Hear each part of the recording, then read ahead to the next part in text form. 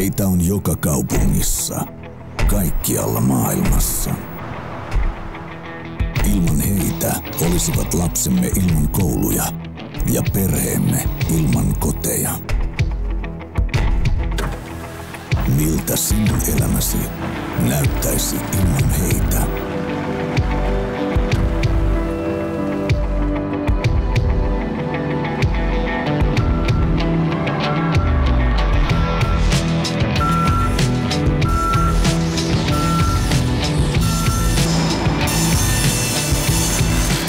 Me Blåkläderillä olemme vaatettaneet nämä miehet ja naiset vuodesta 1959.